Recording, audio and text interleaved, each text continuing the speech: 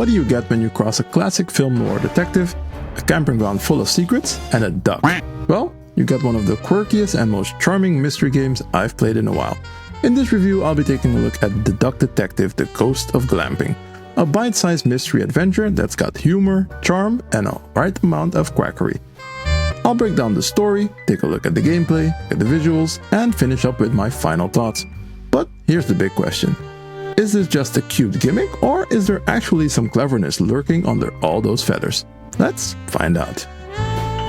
From the moment I booted up the Ghost of Glamping, I was hit with cozy cartoon vibes and jazzy noir tunes. The art style is absolutely adorable. Think Paper Mario meets Saturday morning mystery cartoons, and it all works surprisingly well together. You know, it's a duck-eat-duck world out there. You play as Eugene McQuacklin, aka the Duck Detective.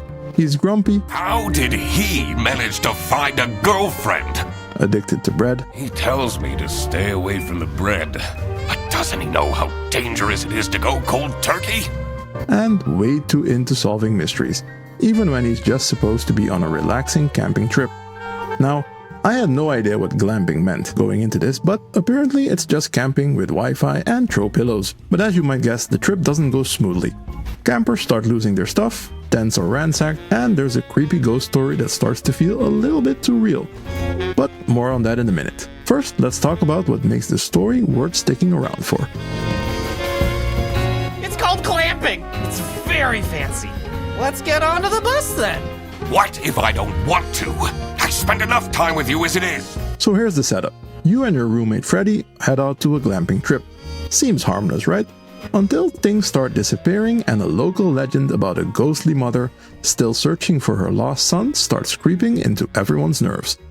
What's great is how the story blends lighthearted comedy with just enough eerie tension to keep you curious. Each camper has their own little secrets, and it's up to you to unravel who's lying, who's hiding something, and what's actually going on at this creepy camping ground. The dank caravan gave off a troubled energy. The writing's sharp, the voice acting is top tier, and the ghost story itself genuinely gave me chills when Emilia told it at a campfire. I won't spoil the twist, but let's just say the duck isn't the only one with skeletons in his closet. Now let's get into what you'll actually be doing with solving these feathery mysteries. The core gameplay loop is simple but very satisfying. You waddle around talking to suspects, picking up clues, and slotting keywords into your notebook to solve cases. Kind of like Mad Libs meets Sherlock Holmes. What I really liked is how the game gives you flexibility. You can turn on story mode for hints or go full detective and try to crack each mystery yourself. And there's something super rewarding about nailing the solution with zero hand-holding. The puzzles never get too difficult, but they're clever enough to make you feel smart. My only gripe? Some characters don't really evolve much as the story goes on. You learn their big secret, solve their part of the mystery, and then they sort of fade into the background. It's not a deal breaker, but I would have loved a bit more character development after each big reveal. That said, the game keeps things moving at a great pace and never overstays its welcome. Mr. Duck Detective! Visually, the Ghost of Glamping is a treat. Every character looks like they popped out of a picture book, with little details to tell you exactly who they are before they even say a word. The camping ground is filled with charming touches like over-decorated tents and quirky personal items. And don't even get me started on the animations. The waddle movement is hilarious. It's like paper dolls shuffling around in the cutest way possible. There's even a dedicated quack button. Yeah, seriously. And it even scares your sidekick. Sound-wise, the jazz-inspired soundtrack perfectly matches the vibe.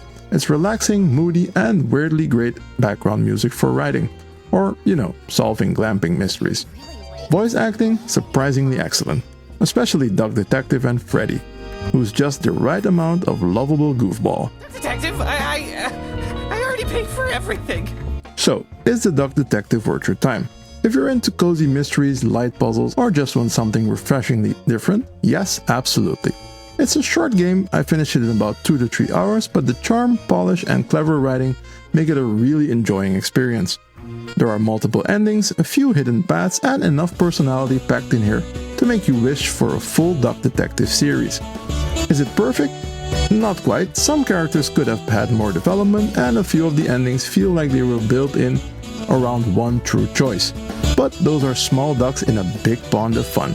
So go ahead, grab a copy, channel your inner detective, and remember, every great mystery starts with one thing: a suspiciously missing camping chair. Thanks for watching, everyone. See you in the next one.